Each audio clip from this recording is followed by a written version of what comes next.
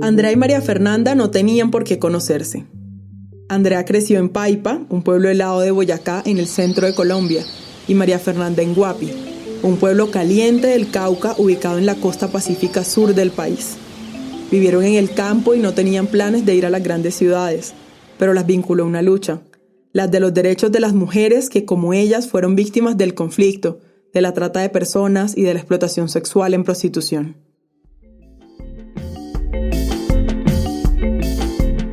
Esta es la historia de Andrea Bella y de María Fernanda Arboleda, dos mujeres que desde sus organizaciones apoyan a otras que pasaron o están pasando por las mismas violencias que ellas sufrieron y que también quieren ser reconocidas y reparadas.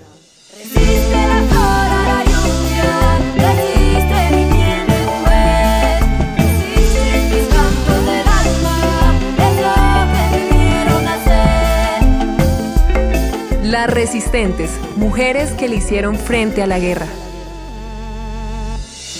Esta es la nueva temporada de Voces desde el Territorio, el podcast de Colombia en Transición. Un capítulo del proyecto Colombia 2020 del Espectador que cuenta con el apoyo de la Embajada de Alemania en Colombia. A través de 6 capítulos conocerán las historias de 6 mujeres o colectivos de mujeres que, a pesar de la guerra, la violencia sexual, el desplazamiento forzado o la discriminación, se han convertido en las voces resonantes y fuertes de sus territorios.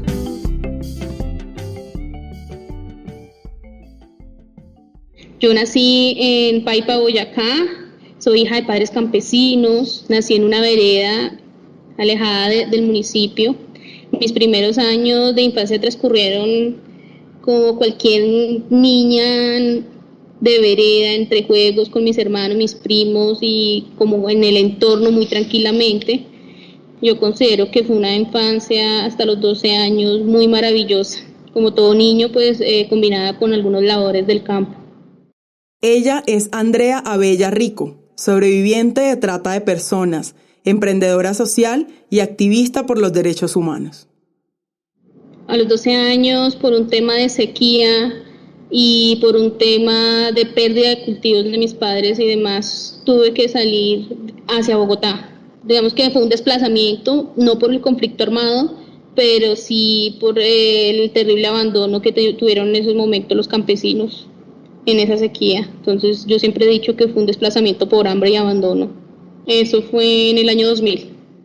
Llegó a vivir con su abuela, quien le consiguió un trabajo como empleada doméstica interna en una casa de familia, como una forma de ayuda económica.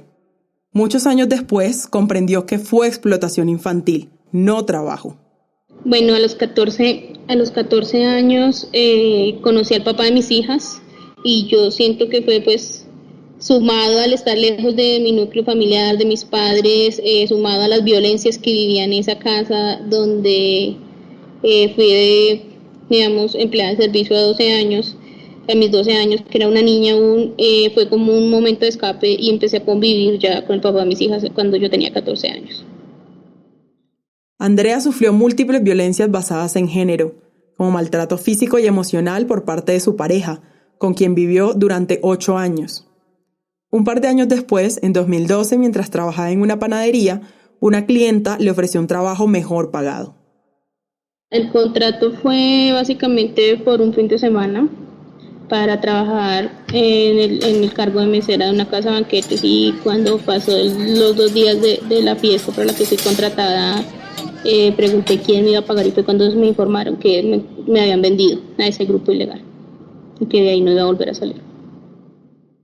De ahí se la llevaron a una zona esmeraldera de Boyacá, donde Andrea estuvo cautiva durante casi 1 año y donde la explotaron sexualmente y fue víctima de otras violencias, hasta que fue rescatada debido a la llamada de las autoridades de una de sus compañeras de cautiverio, que tuvo acceso a un celular, pues la vio en muy mal estado de salud.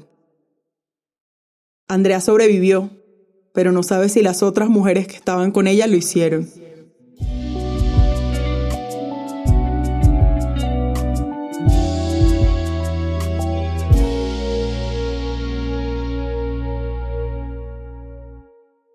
Mira, María Fernanda es una mujer negra, me autorreconozco negra, Soy del Alto Guapi. Mi familia es negra de parte de mi mamá. Tengo un solo apellido. O sea, he vivido en ese hilo de violencia desde que nací, porque no tuve un reconocimiento de un papá. Pero a pesar de que no tuve ese reconocimiento de un papá, me crié en una familia negra, en el Alto Guapi, todo que su medio, su territorio ancestral le da todo. Soy víctima del conflicto armado. A Mafe, como la conocen sus compañeras, le llegó el conflicto armado antes que la explotación sexual. En 1998, como maestra bachiller de la Normal Nacional de Señoritas de Popayán, Cauca, y como comerciante de artesanías, se encontró muchas veces con la guerrilla de las FARC, que paraba los carros en los que se movilizaba para ir a las escuelas. También quedó en medio de las balas en la carretera y vivió la toma de Piendamó en julio del año 2000. Pero fue en 2010 cuando la guerrilla la sacó de su territorio, al que iba a buscar la materia prima para sus artesanías. Cuando yo llego a mi territorio, o sea, al Alto Guapi, yo llego y entonces estoy con mi familia porque hay unos familiares que ellos viven allá, o hay otros que mantienen yendo a ese territorio. Entonces yo llego con mis familiares y ellos empiezan como a decirme quién es usted por qué está acá. Cuando dice ellos se refiere a las FARC, quienes la amenazaron y la obligaron a irse de Guapi. Fue ese desplazamiento el que la llevó a la Gran Bogotá, sin un peso en el bolsillo y sin nadie que le diera trabajo. Ahí rápidamente se vio trabajando en un prostíbulo como mesera, luego como responsable de caja y finalmente terminó en prostitución. Es un laberinto donde tú cada día te vas absorbiendo más hacia el fondo porque ya empiezas a llevar, por ejemplo, ya yo alquilaba una pieza y ya la pieza ya no iba sino cada 8 días. María Fernanda llegó a ser habitante de calle, incluso mientras participaba en espacios de decisión en Bogotá, como el Consejo Consultivo de Mujeres. En 2015 llegó a esta instancia como la primera mujer trabajadora sexual, una descripción que ahora rechaza. Era explotación sexual, no trabajo. Duró casi 7 años siendo prostituida y no fue fácil salir de ahí.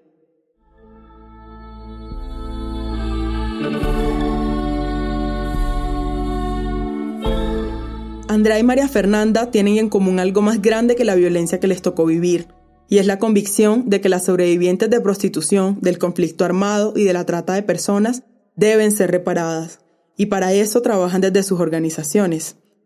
Andrea creó la Fundación Dignidad Abolicionista, que agrupa a mujeres del Tolima, donde vive ahora, y les ayuda con su recuperación emocional y económica, es decir, les da una alternativa para continuar. María Fernanda es la líder y coordinadora de la Red Petra Mujeres Valientes, que reúne a mujeres como ella para continuar exigiendo sus derechos.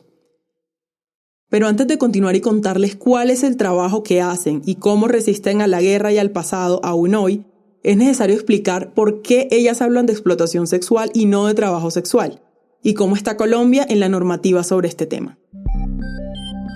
Empecemos con lo primero. Colombia ha firmado varios instrumentos internacionales que la comprometen a luchar contra la explotación sexual.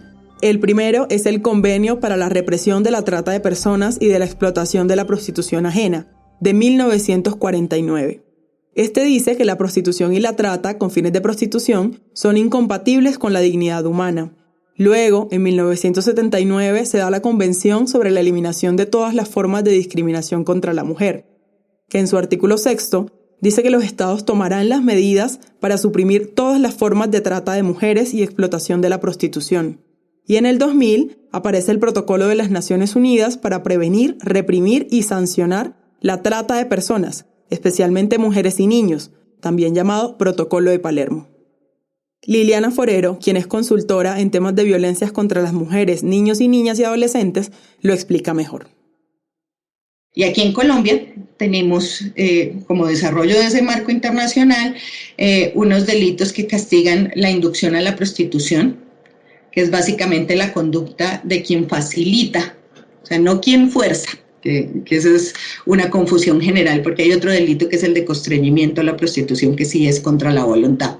Pero la inducción a la prostitución es aquel que facilita, que invita, que convoca a otra persona para que sea utilizada en la prostitución.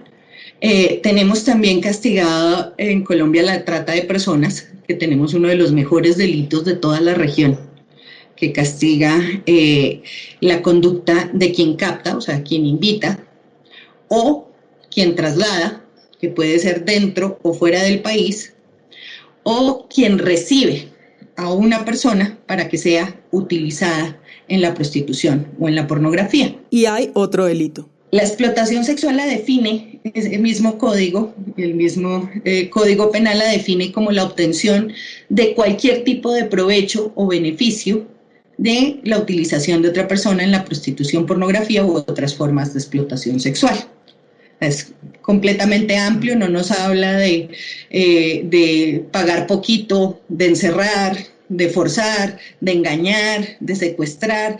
Todas son conductas que podrían ocurrir simultáneamente con la explotación o con la trata, pero que no se necesita que ocurran para que estemos hablando de un delito de explotación sexual o de un delito de trata.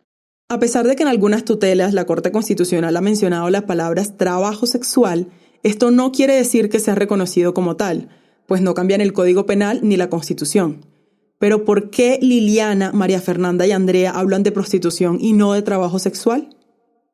Para que el sexo sea sexo, tiene que ser deseado y entre pares. No importa cuántas personas participen de un acto sexual, todas tienen que desearlo igual y que no exista entre ellas un desequilibrio de poder. Porque cuando hay desequilibrio de poder o no hay deseo, estamos hablando o de abuso o de violación o de explotación sexual, no de sexo. Entonces, por eso no podemos hablar de trabajo sexual, porque cuando se convierte el sexo en un deber, deja de ser deseado, se convierte en una obligación y el sexo obligado es ¿qué? Es abuso o es violación. Después de esta larga pero necesaria explicación, volvemos a las historias de Andrea y de María Fernanda. Ellas se conocieron en medio de sus luchas y cada una, a su ritmo, entendió sus traumas y empezó su trabajo de liderazgo. Más que salir, se necesita autorreconocer que se es víctima de graves delitos contra la dignidad e integridad humana. Y se necesita desdibujar el perjuicio que la sociedad y la industria cargan sobre las víctimas de explotación sexual para lograr superar, digamos, el trauma natural de la explotación sexual que es mayor al de un veterano de guerra. En mi caso fue vital recibir la ayuda psiquiátrica y psicológica especializada con grandes eminencias a nivel mundial y creo que eso sí fue vital para mi recuperación, para volver a considerarme ser humano, y creo que es el camino más acertado o el único acertado para que una sobreviviente, para que una víctima llegue al proceso de ser sobreviviente de trata. Durante ese tiempo, ¿te estaban buscando? ¿Fuiste reportada como desaparecida? Eso es lo más lamentable, ¿sabes? Es el común denominador de las mujeres que son explotadas sexualmente. Realmente somos desarraigadas de nuestras familias y un gran porcentaje no somos reportadas como desaparecidas y de nuestras familias nadie nos está buscando. Entonces, cuando volví, pues no, efectivamente no había ningún denuncio buscándome, no. Andrea ha aportado a la Fiscalía todo lo que sabe, todas las pruebas que tiene, las descripciones de los territorios donde cree que estuvo, de los hombres y mujeres que la retuvieron, pero nunca ha habido una captura ni un avance significativo en su caso. Ha sufrido amenazas y tampoco han sido debidamente investigadas. Ahora piensa que su liderazgo vino desde el mismo cautiverio. Se recuerda dándoles de comer y cuidando a las otras mujeres captadas. Y al salir de ahí y empezar su recuperación, conoció a otras mujeres que luchaban contra la explotación sexual y la trata. Nadie hace abogacía por nosotras. A los líderes políticos no les representamos votos. Al ciudadano del común lo avergonzamos o le causamos temor porque se nos considera ser peligrosas, ¿sí? A la policía muchas veces le representamos dinero a la mano y ante los organismos públicos no somos consideradas población sujeta de derechos. Pues si nos violentan nadie nos reclama. Al ser asesinadas, pues quizás no haya rastro de nuestros cuerpos, pues muchas víctimas explotadas sexualmente fueron desarraigadas de su familia en una edad promedio de 13 a 14 años. Como nadie las busca, quedan registradas sin ningún nombre ante el Estado. En su gran mayoría nos habían cambiado el nombre, la identidad. Por eso pues quedamos como NNs, caso que comprobé en mi activismo en el año 2016 cuando hice la sensibilización al equipo de medicina legal direccionado por el doctor Valdés en ese momento, y gracias a toda la incidencia que hice se documentaron varios casos de mujeres que estaban en el registro de medicina legal como NNs. Entonces nació la Fundación Dignidad Abolicionista, que implementa un modelo propio de abolición de la prostitución que tiene 4 fases: acogida, prevención y promoción, atención y comercialización o trabajo digno. En esta labor encontró el apoyo del empresario Diego Fernando López y sus empresas textiles. Soy la creadora de la primera marca Región, con sistema de monitoreo de comercio justo, propiedades sobrevivientes que integra todo el departamento, y gracias al apoyo de él logramos contar con 23 empresas aliadas y, valga la redundancia, aliarnos con la Cámara de Comercio de Ibagué, la Academia, y todos unidos como región en una población que para ellos no existía, que para ellos, para acá, para el territorio tolimense, al igual que en todo el país, y me atrevería a decir que en todo el mundo, pues es un peligro, es un problema, es algo que nadie pues le apostaría o creería.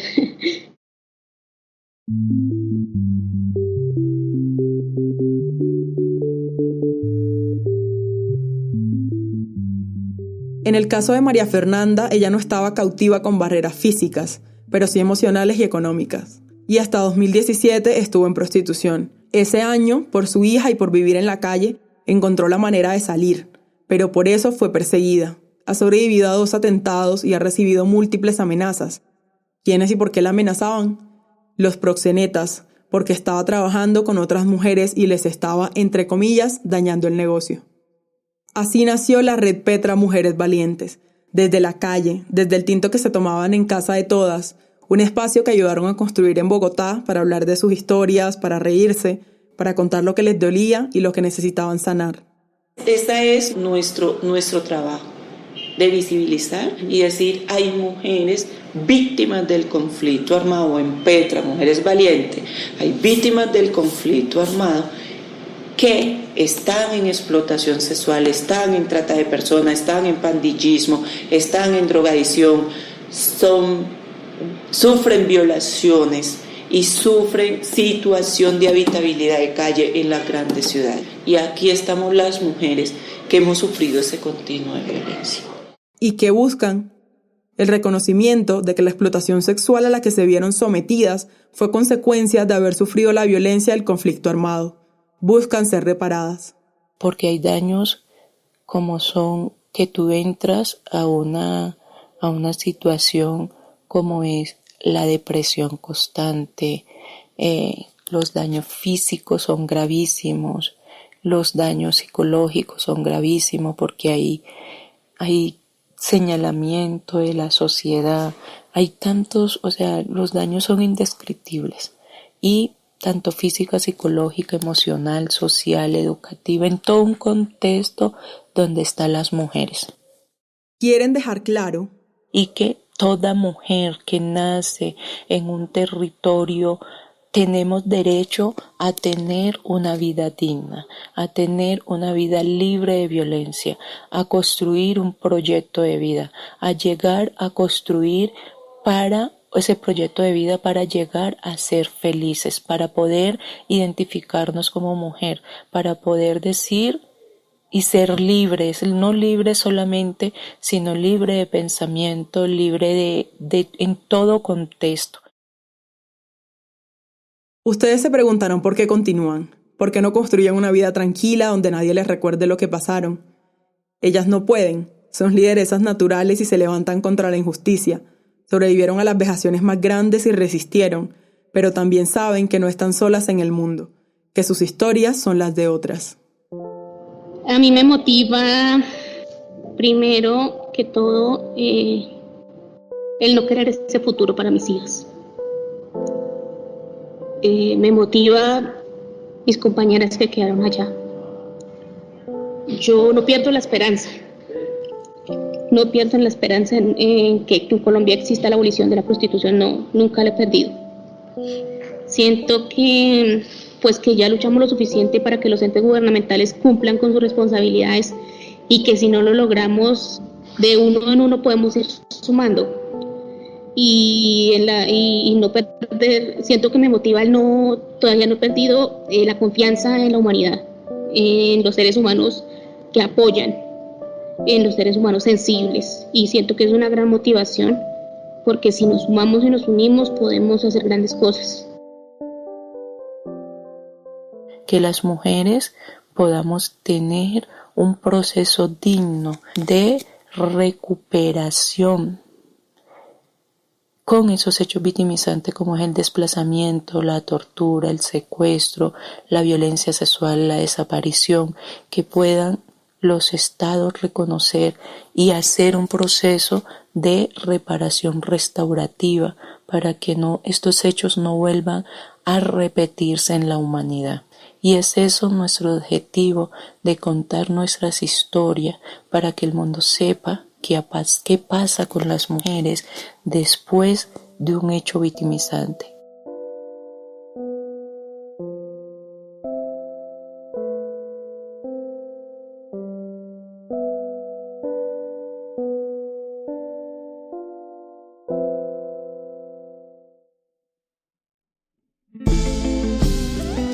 Voces desde el Territorio es el podcast realizado por el equipo de Colombia 2020 del Espectador, con el apoyo de la Embajada de Alemania en Colombia y la emisora cultural HJCK. La reportería y el guión de este capítulo fue realizada por quien les habla, Beatriz Valdés Correa. La edición estuvo a cargo del equipo de Colombia en Transición y de la emisora HJCK. La musicalización y diseño sonoro estuvo a cargo de Omar Rodríguez.